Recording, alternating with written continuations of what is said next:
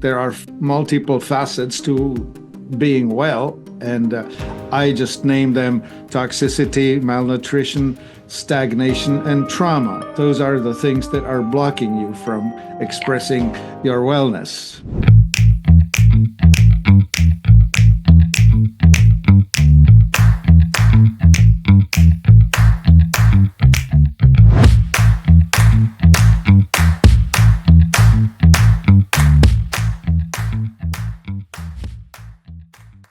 Greetings, this is Martin Pytela for Life Enthusiast podcast, and with me today, Alysse Bobo. She is a storm in the world of health and, I don't know how to put it well, but the thing is, there are some people of low energy and there are some people of high energy. We're getting the latter. Thank you so much for having me today, Martin.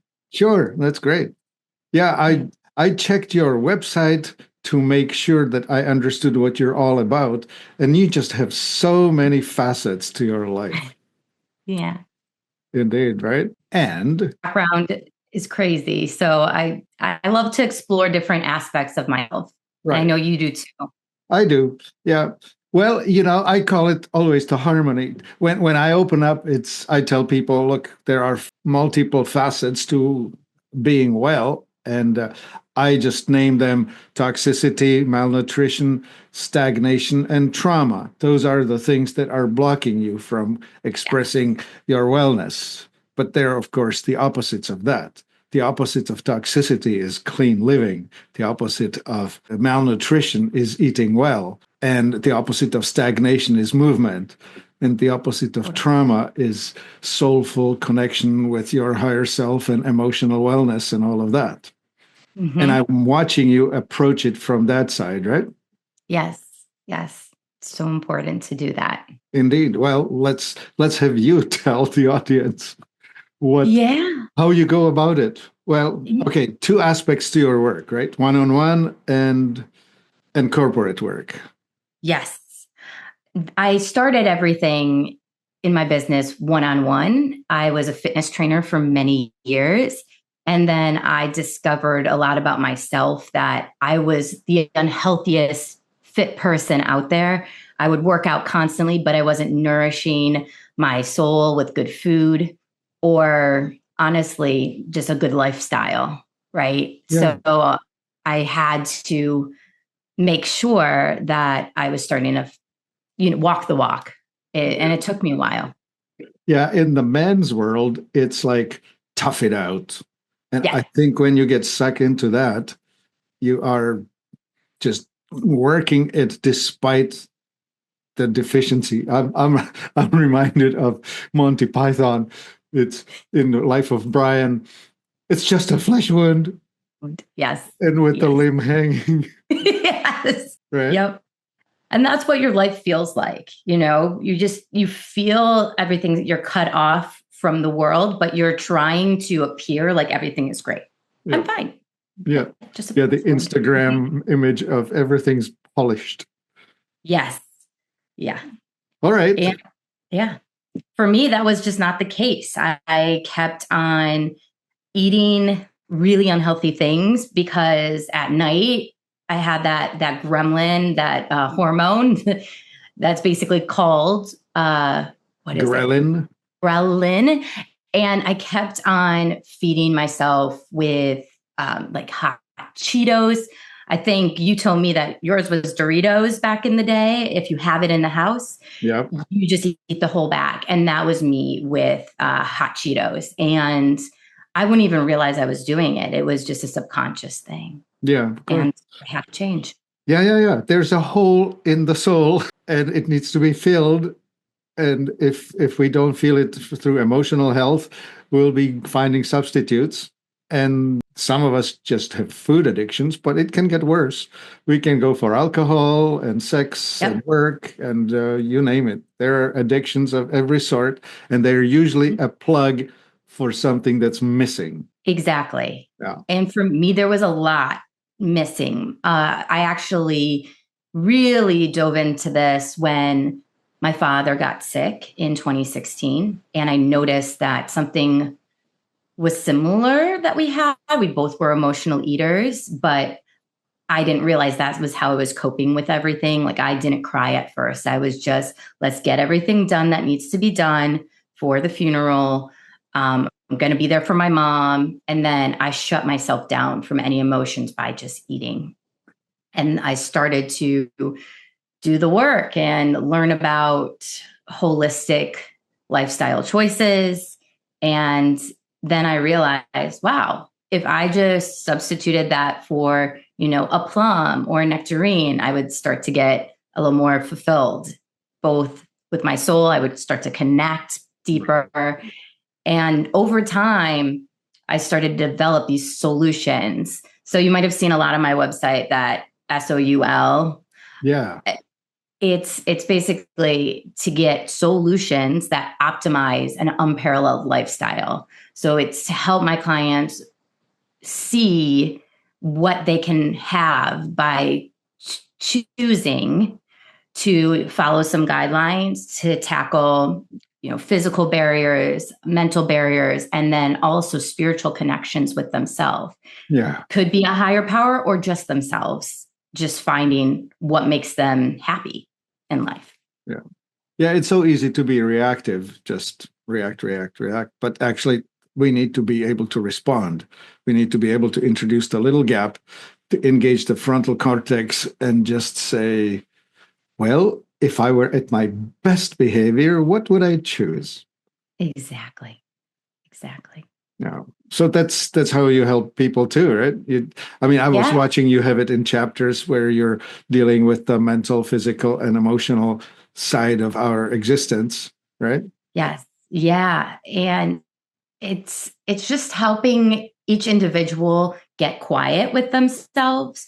So put them in situations where they have to focus on their breath. They have to, move their body and find out what are some challenges that they're currently facing in those areas. Mm-hmm. And when they get quiet, it's always the loudest voice that comes out. They're able to discover like what their childhood self wants right now. Yeah. All their needs versus just. Yeah, you have this structured approach to it, right? Like there's a course you teach, right? Yes, mastering the soul system, everything's soul, to make it simple. Sure. Could you describe that? Like, how does a person interact with that? Yeah. So I have a 12-week course that people can do at their own pace. I mean, just think of all the working moms or dads out there that don't know how to connect just with themselves because they're taking care of everyone else. So essentially, it's to help balance their mental, physical, and spiritual well-being so that they can be there for the people they love the most. Because if you can't do the work for yourself, how are you going to help anyone else? How are you going to, thrive at the office if you can't just take those moments to pause and see what's going on inside? Yeah, that's the classic. Yeah. When the oxygen mask drops down from the ceiling, put yours on first. Exactly. Yeah. And so that's the whole point of the course. And I try and start simple with mindset. And then as the weeks go on, the 5 to 8 is about the soulful body and how to connect. Something that I focus on isn't just physical body. It's also like different parts of our body that we don't use. I try and teach people how to use their voices more so that they can communicate better to their partners, to their child. And it's literally singing. It's a singing lesson so that you can let out whatever tension is in your body and just give singing techniques so they can learn how to use their voice. I loved the, looking at your background. Actually, we should probably mention just all the things you've done because people will appreciate that this is not just another coach who took a little degree in coaching. Yeah, there's so many out there too. Yeah, it's the depth of experience. I mean, I was looking at you, and you did dance and Pilates and yoga and fitness. When you say, "Oh, I was a fitness trainer," well, not just any fitness trainer. Yeah, no, brag a little, will you? I will. It's so funny because over the years you take all these courses and they're like, this is just what you're supposed to do as a fitness instructor. But as I got into the practice, I started to specialize in like little niche things. Golf. A lot of my clients, I'm in Florida, they love golf, and specializing in how you hit the ball and what movement is going to be the most effective, and just getting into the nitty gritty of what people want to work on is my favorite thing to do. And I love working with people that have had injuries. And yeah, so I love learning, in other words. And my background was musical theater. So I got my BFA at Columbia College in Chicago. And then on the side, I was teaching Pilates and personal training. And over time, I just started to develop this philosophy of enriching your soul, and everything still connects, but you get all parts of me. You have my creative self.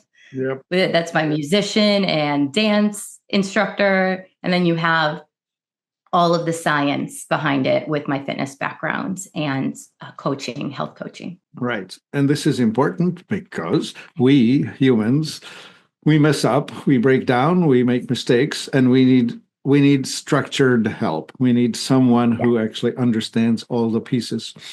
I get this call and person says, well, yeah, you're telling me that stuff, but what is the most important thing I need to do first? To which I say, well, which is the important wheel on your car? It's the holistic thing. You started talking about holistic, right? When you start thinking holistic, you think all the corners of it, not just the one spot. Exactly. But it can really be hard for people to even understand what holistic means. Right. Right. And what does it contain? Right. Like you don't even know that there is a room out there that you actually have to attend to. Right. There are monsters in there. You can't just close the doors on it. You need to deal with it. Exactly. And, it's interesting. Weight loss is huge, always has been for a lot of my clients. And I always say you have to shed the mental load first, because there's so many things that build up in our subconscious, and we maybe will tackle one little baby aspect of it, but we have to find the big meaning of the why you want to lose the weight. Because if you don't have a big why, then you're going to keep going in that hamster wheel. Yeah. And you might not lose weight because all the stress that you've loaded up onto your body over time is going to just stay there because you haven't dealt with the real baggage. Yeah. One of the good spiritual teachings says you need to first solve it on the inner before you can manifest it on the outer. That's really good. I like that a lot. And so in the process, you're mentioning that you teach people journaling, right? Yes, journaling is so important. And I know that a lot of people don't love to journal because they're worried about what they write down sometimes. But if you do it, I always like right before you go to bed, because you have everything that has happened through the day going through your mind, so you can just get it all out on paper. Or when you're waking up fresh and rejuvenated, that's another wonderful time to do it as well, because then you can just start that day with something, intentional. Yeah. Yeah, I remember reading some passages that I wrote long ago, and I'm thinking, oh my gosh, that was so insightful. Yeah. But, prescient, yeah, that's the word, how you pronounce it. Just sort of announcing to myself something that took a few years to manifest, but there it was written down. And I didn't know that I didn't know what it meant when I wrote that down, but then years later it manifests, and I just happened to open it up and see the page and thinking, something from out there or up there was pushing my hand to write this down. I had no idea what that was going to look like physical, but 5 years later, there it is. So nobody should ever underestimate the power of sitting down and writing things down, especially if you're trying to do something to manifest. Yes. Like, I want to be living in a house that has a pretty view, and I like to be walking out barefoot from my kitchen onto something. You write it down. and Yeah. just let it sit. 5 years later, 10 years later, you'll be in it. Yeah. Because it's, again, in the back of your brain. But if you continually read that message to yourself, or you still see it, even if you haven't written it down again, but you continually see it and live it and know that this is what you want, it's going to happen for sure. Yeah, I see universe as a big sort of like a order restaurant, cafeteria, where you come in and you place your order, and you're placing your order with your statements, and you're doing that with your thoughts. You're doing it more so with your speech, but you're doing even more so when you write it down and just make it permanent physical form in your hand. Don't type it into a computer. Write it down with your hand. And those things are physically significant. They manifest. Yeah, definitely.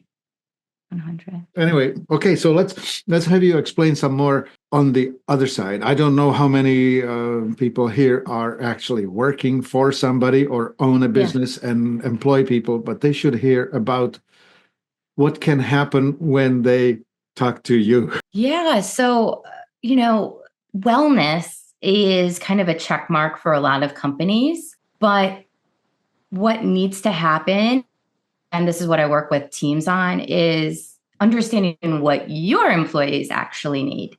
And the way I go about this is through improvisation. Again, with my background in theater, I take the art of improvisation, apply it to the corporate room, and we just do fun games and these ways to just break out and have a little fun and not even think about work.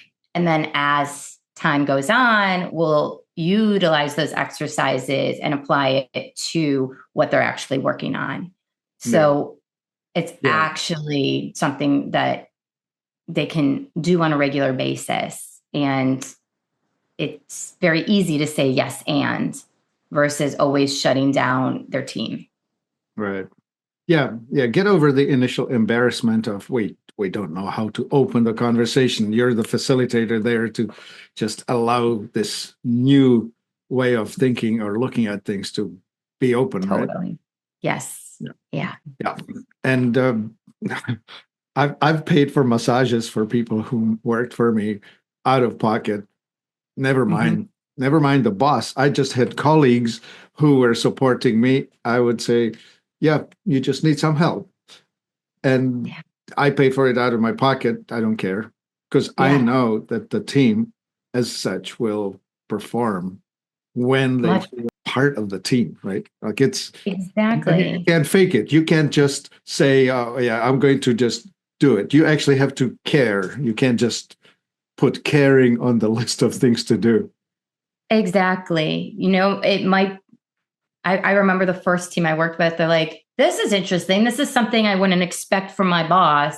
And their relationship with their boss and the retention that they had with their team was way different from any other team in that company. So it takes just a little TLC. You just have to invest in it. Right. And not be afraid to just get close. And I don't know. I mean, emotional health and language, how we talk to one another. There's just so many aspects to that, right? Yeah. Well, and anyway, you teach it, so let's just dive into that a bit. Okay. Yeah. So how do you speak to yourself? How do you speak to others? So a lot of it is, instead of me focusing on I focus on, the team, the we collective, and just having me come in and chat with them about how we're going to work on saying yes and to everything with a couple of exercises is such a game changer, because it just opens possibilities, and it also helps them to set boundaries, which is something you wouldn't think about.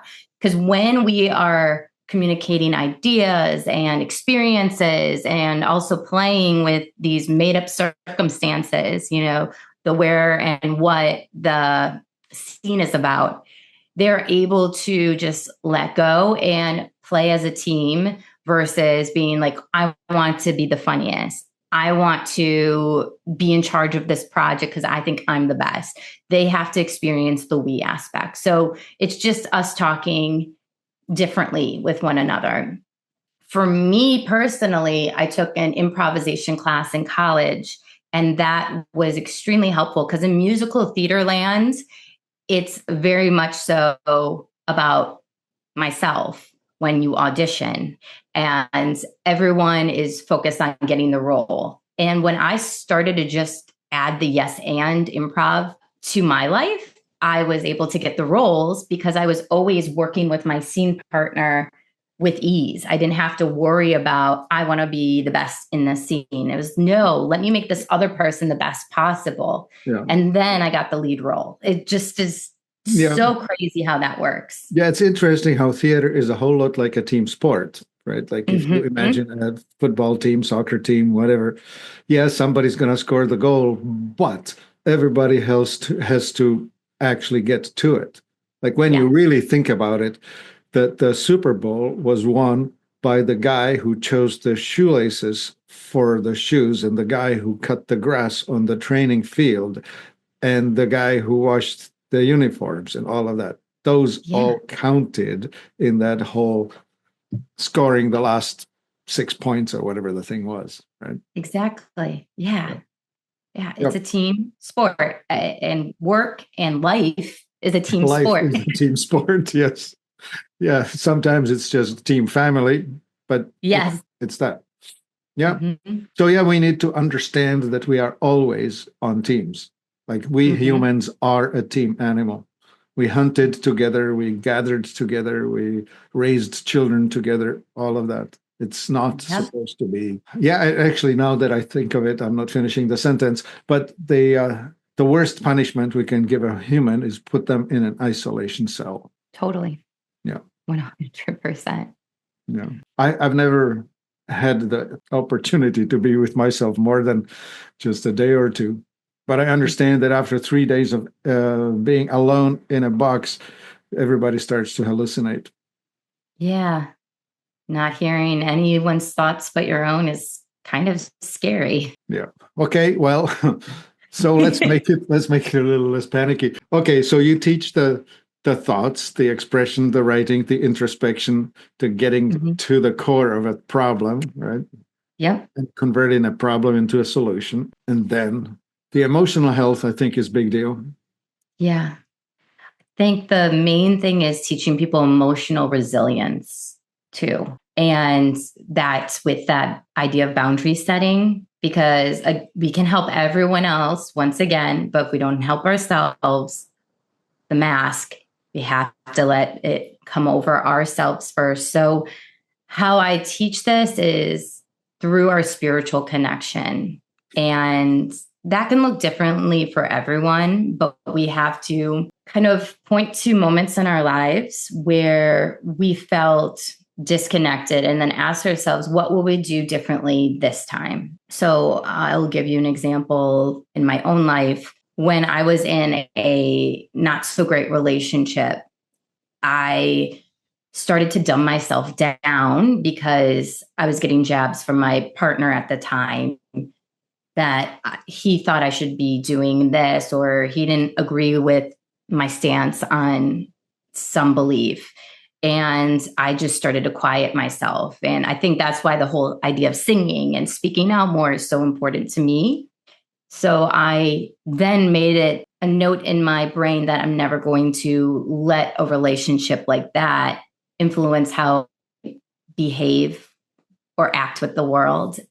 And so I started to talk about this more with people, be like, tell me a time for you that you needed to speak out more. And from there, they learned so much about themselves. They were able to say, well, whether it was a moment in time, like dumbing myself down, they would say something to themselves like, I need to share or set a boundary with that person. Maybe it was their mother or their father. And I need to set a boundary with this person that I am smart. And if you feel this way about me, we can agree to disagree, and you can go along and hang out with yourself and figure that out. But I don't need to hear this because I know who I am. And it's just having that ownership over self that I think is so important. And it's really hard for a lot of people because we listen to everything and we compare ourselves to other people. Yeah. Does that make sense? Right. Yep. Yeah. Yes. Figure out what you need, who you are. And oftentimes we're not really supported in that. Many of us grow up in situations where we don't end up knowing who we are or what we want. It's there's for others, because of others, whatever. We're made to think that we don't matter, stuff like that. Yep. All right, so that's all there hidden inside of that 12-week course.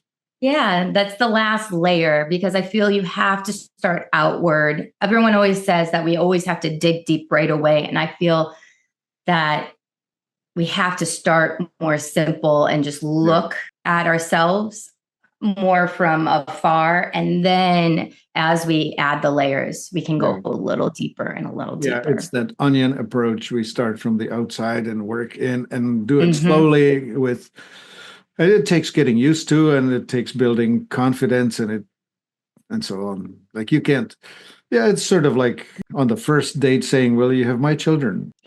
Yeah, let me first find out about who you really are. Yeah.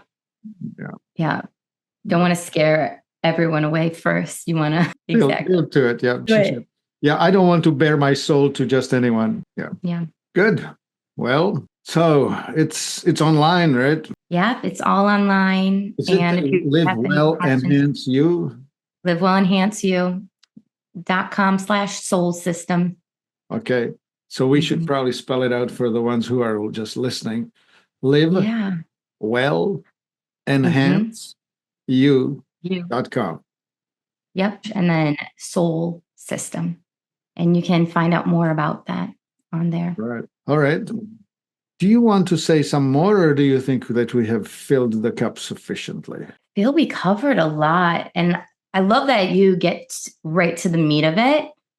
So I think it's easy for people to process. Right. I just want to be sure that people understand what they're going to get connecting with you, which is a rich tapestry of a life well lived and experiences ahead. Many of us need guidance. It's just a common problem. And guidance, to be a guide, needs to be earned. And we earn it through life experiences. And I feel that you have done a nice, compressed, rich tapestry of thinking hard and living the emotionally difficult moments. Because when you go for performing arts, it really tests you hard. It's one of the hard paths. It looks easy, but it's not. Yeah. And I think a lot of times it can be full of rejection for people, but it also can be a life filled with opportunities as well. Right. You just have to take a peek and see what you're talking about, the sunny and the shadowy side of the same coin, where if you're really afraid of rejection, you will actually not reach for the possibility. Totally. And that's an important lesson that all of us need to be learning. And people who have worked in performing arts, who have auditioned, will know just how challenging it is to step up yet again and see, oh yeah, you came in third. Well, nice. But not the role that you wanted. Right. Yeah. But that's the thing. Like, there's so many opportunities out there. Yeah. So just like if you need to take a pivot for your, whether that is soulfully with the mind, soulfully in your body, or in your spirit, just make some little adjustment. You can do it. It just takes that initial yes that you say to yourself. Right. Yeah. And before I can say yes to me, I have to get comfortable inside of my skin. And before I can get comfortable inside of my skin, I actually have to be willing to see it as it is. And that journal is probably the first step. Well, I'll be talking just to me. Yes. Yeah. So, yeah, those are wonderful lessons. And I'm really encouraging people who feel the need for excellence or the need for growth to reach out. This is Sarah Alysse Bobo and her business that's called Live Well, Enhance You. And the method that's called the Soul System. All right. Thank you. Yeah. Thanks for being here today, Sarah Alysse. Thank you for having me, Martin. This is life-enthusiast.com. My name's Martin Pytela, and you can find me here online, life-enthusiast.com. Thank you.